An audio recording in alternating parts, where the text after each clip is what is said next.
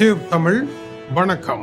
G7 நாடுகளினுடைய மாநாடு 15-17 June மாதம். இந்த மாநாட்டில் பங்கேற்பதற்காக இந்தியாவினுடைய பிரதமர் நரேந்திர மோடி அவர்கள் இப்பொழுது ஐரோப்பிய விஜயம் ஒன்றை மேற்கொண்டிருக்கின்றார். பிரான்சில் பிரான்சிய அதிபர் எமானுவேல் மேக்ரோங்குடன் இந்தியா பிரான்ஸ் நல்லுறவின் அடுத்த கட்ட பரிமாணம் என்ன என்பது தொடர்பாக பேசிக் கொண்டிருக்கின்றார். G7 நாடுகளினுடைய மாநாடு பிரான்சில் நடைபெற இருக்கின்றது. அதிலும் நரேந்திர மோடி அவர்கள் கலந்து கொண்டு அமெரிக்க அதிபர் பேச்சுக்களை நடத்துவார் என்றும், அடுத்த கட்டமாக அமெரிக்கா இந்தியா நல்லுறவினுடைய புதிய பரிமாணம் என்ன என்பது தொடர்பாக அந்த பேச்சுக்கள் இடம்பெறும் என்று எதிர்பார்க்கப்படுகின்றது. இந்திய பிரதமரும் அமெரிக்க அதிபரும் நேருக்கு நேர் சந்தித்து பேசுவார்கள் என்று அமெரிக்கா அறிவித்திருக்கின்றது. அதேவேளை AI தொழில்நுட்பமானது புதிய பரிமாணம் எடுக்க இருக்கின்றது. இது குறித்து பேசப்பட வேண்டியதாக இருக்கின்றது. ஹோர்முஸ் நீரிணையில் ஏற்பட்ட தடைகளினால் உலக வர்த்தகத்தில் உருவாகி இருக்கும் பாதிப்பை இனி புதிய கரங்களினால் எப்படி எதிர்கொள்வது,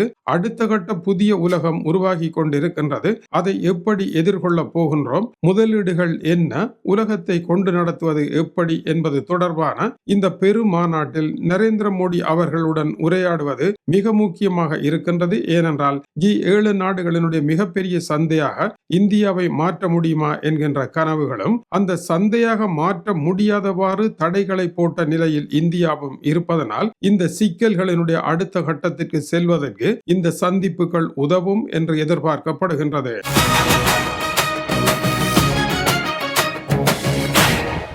இந்திய பிரதமர் நரேந்திர மோடி அவர்கள் 6 நாட்கள் விஜயமாக ஐரோப்பிய பயணத்தை மேற்கொண்டிருக்கின்றார். பிரான்சிய அதிபர் எமானுவேல் மேக்ரோங்குடன் பேசிக் கொண்டிருக்கின்றார். பிரான்சினுடைய ஆயுதங்களை வாங்குவது, போர் விமானங்களை வாங்குவது போன்ற பல ஒப்பந்தங்கள் இந்தியாவிற்கும் பிரான்சிற்கும் இடையே இருக்கின்றது. இந்த ஒப்பந்தங்களினுடைய அடுத்த கட்டம் என்ன, இவை சீராக நடைபெற்றிருக்கின்றதா என்பது தொடர்பாக இவர்கள் உரையாடுவார்கள் என்று எதிர்பார்க்கப்படுகின்றது. நரேந்திர மோடி அவர்கள் அங்கிருந்து புறப்பட்டு ஸ்லோவாக்கியா சென்று மறுபடியும் பிரான்ஸ் வருவார் என்று கூறப்படுகின்றது. பிரான்ஸ் இந்திய ஒப்பந்தம் மாசி மாதத்தில் இருந்து இன்று வரையான கால பகுதியில் முன்னேற்றங்கள் என்ன, சரியாக செயற்பட்டிருக்கின்றதா என்று பரிசீலிக்க இருக்கின்றார்கள். அதேபோல இந்திய பிரதமர் பாரத் இன்னோவேட்ஸ் என்கின்ற ஒரு புதிய தலையங்கத்தில் பணிகளை ஆரம்பித்திருக்கின்றார்.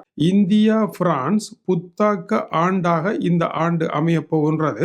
அந்த புத்தாக்க ஆண்டு என்பது இன்னோவேட்ஸ் என்கின்ற சொற்பதத்தை கொண்டிருக்கின்றது. எனவே செய்வோம் என்று அறிக்கைகளில் கூறிவிட்டு செய்யாமல் விடுவதல்ல, அறிக்கைகளில் கூறப்படுகின்ற அத்தனையையும் செயல் வடிவத்தில் தொட்டு உணரக்கூடியதாக இருக்க வேண்டும் என்பது இந்த தலையங்கத்தினுடைய சிறப்பம்சமாக இருக்கின்றது.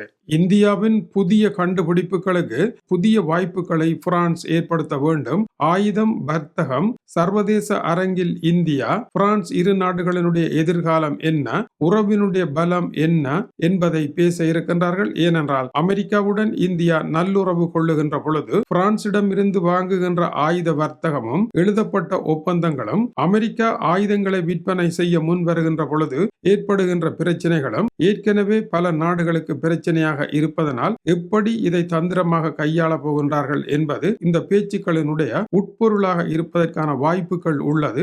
ஆனால் ஊடகங்கள் இதை பேசாமலே மேலால் கடந்து சென்றிருக்கின்றன. 1993 ஆண்டு ஸ்லோவாக்கியா சுதந்திரம் பெற்றதன் பின்னதாக இந்தியாவினுடைய பிரதமர் ஒருவர் அங்கு வருவது இதுவே முதல் தடவையாக இருக்கின்றது. ஸ்லோவாக்கியாவுடனான வர்த்தகங்களை பேசியதன் பின்னர் இந்திய பிரதமர் பிரான்ஸ் திரும்புகின்றார். பிரான்ஸ் ஏவியன் நகரில் G7 மாநாடு நடைபெறுகின்றது. அதில் பங்கேற்க இருக்கின்றார். இத்தருணம் டொனால்ட் ட்ரம்புடன் அவர் பேச இருக்கின்றார். நீண்ட காலம் ஒரு பெரிய நாட்டினுடைய தலைவராக இருக்கின்ற நரேந்திர மோடி அவர்களுடைய திறமை, அவருடைய ஆளுமை, அவருடைய ஞானம் என்பவற்றை அமெரிக்க அதிபர் பாராட்டி போற்றி புகழ்ந்து அவரை தன்னுடைய நல்ல நண்பர் என்றும் கூறியிருக்கின்றார். இந்திய பிரதமருடைய விஜயம் 18ஆம் தேதி முடிவடைகின்றது. விவா டெக் 2026 என்கின்ற நிகழ்வில் கலந்து கொள்ளுகின்றார். இது இந்திய அமைக்கும் மாபெரும் அரங்காக இருக்கின்றது. அதே போல பிரான்சில் இருக்கும் இந்திய வம்சாவளியினருடனும் அவர் கலந்து பேசி மகிழ இருப்பதாக கூறப்படுகின்றது. இந்திய பிரதமருடைய இந்த விஜயமானது